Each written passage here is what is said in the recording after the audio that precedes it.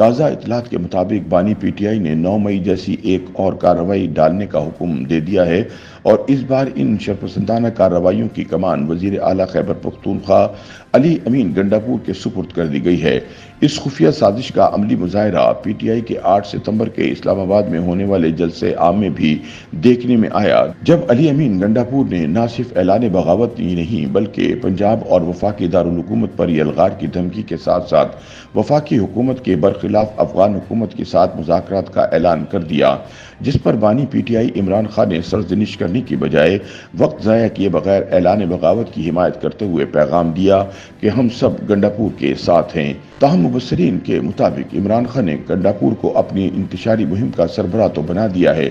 تاہم حقیقت یہ ہے کہ جلسے سے خطاب کے بعد بہادر وزیر اعلیٰ اچانک موبائل فون سمیت رابطوں کے تمام ذرائع منقطع کر کے منظر سے غائب ہو گئے اور 8 گھنٹوں تک مقتدر قوتوں سے اپنے خطاب پر معافیاں مانگتے رہے،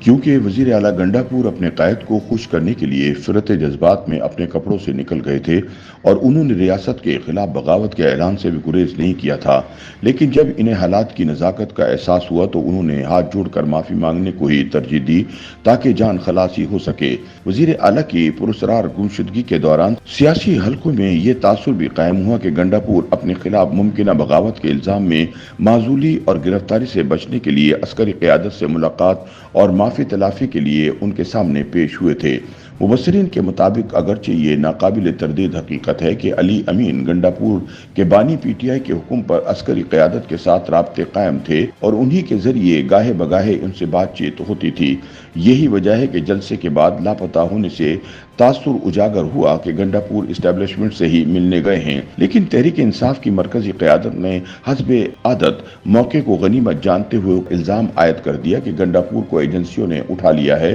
لیکن انہیں اس وقت خفت اٹھانا پڑی جب گنڈاپور وزیر اعلیٰ ہاؤس پشاور پہنچ گئے۔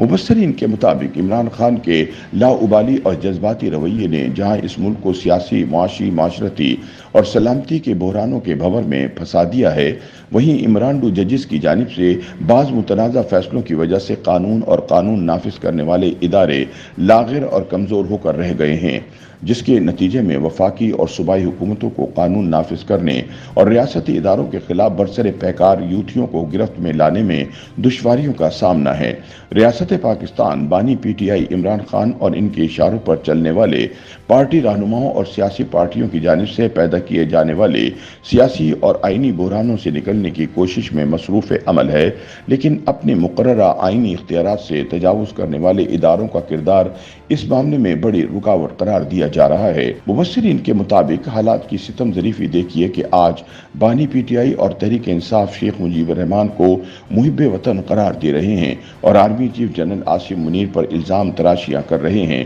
حالانکہ حقیقت یہ ہے کہ شیخ مجیب الرحمان کے خلاف اگرتلہ سازش کیس حقیقت پر مبنی تھا، لیکن ایوب خان کے خلاف چلنے والی عوامی تحریک کی وجہ سے مجیب الرحمان کو رہائی نصیب ہوئی۔ عوامی تحریک کے نتیجے میں ایوب خان کو رخصت ہونا پڑا تو اقتدار اپنے ہی بنائے ہوئے قانون کے مطابق اسپیکر قومی اسمبلی کے حوالے کرنے کی بجائے جنرل آغا محمد یحییٰ خان کو سونپ دیا۔ جنرل صاحب نے 1970 میں عام انتخابات کرائے، لیکن سب سے زیادہ نشستیں جیتنے والی جماعت عوامی لیگ کو اقتدار سونپنے کے بجائے فوج کے ذریعے مشرقی پاکستان پر فوجی قبضہ مضبوط کرنے کی کوشش کی۔ جب عوامی لیگ کو اقتدار منتقل نہ کیا گیا تو بنگلہ دیش میں ہنگامے پھوٹ پڑے۔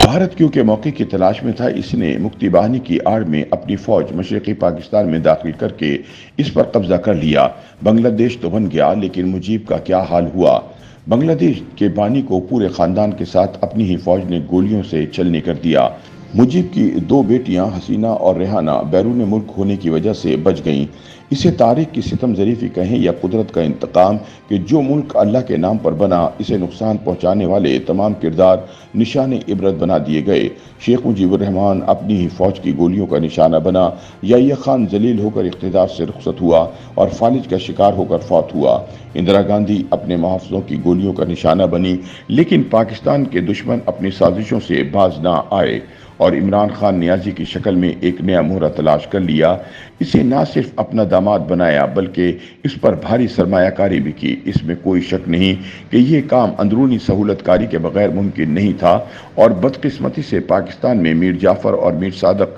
बैरूनी दुश्मनों को हमेशा से मैसर आते रहे हैं। 2011 में मीनार पाकिस्तान पर जलसा करवाकर एक करेक्टर को सियासी मैदान का हीरो बनाने की कोशिश की गई। इससे हर वो सहूलत फराहम की गई जो मुमकिन थी। इस्टेब्लिशमेंट, अदलिया और इंतजामिया को इसकी इमेज बिल्डिंग पर लगा दिया गया। अच्छे खासे तरक्की करते मुल्क को कर्जों के बोझ तले दबाकर कंगाल कर दिया गया और जब मुल्क की सलामती दाव पर लग गई तो प्रोजेक्ट इमरान लाने वालों को होश आया। अब अगर कहते हैं कि हम सियासत से ताइब हो गए हैं तो इनकी तारीफ करनी चाहिए, लेकिन इस तबाही के तमाम किरदारों का इसी तरह खात्मा ज़रूरी है जैसे मशरक़ी पाकिस्तान को बांग्लादेश बनाने वालों का हुआ। मुबस्सरीन के मुताबिक अब अगर इमरान खान टीटीपी और अफगान तालिबान को पाकिस्तान के खिलाफ इस्तेमाल करना चाहता है तो इसे याहिया, मुजीब और इंदिरा का अंजाम याद रखना चाहिए, क्योंकि इस मुमलिकत खुदादाद से जिसने गद्दारी की, कुदरत ने इससे इंतकाम लिया है।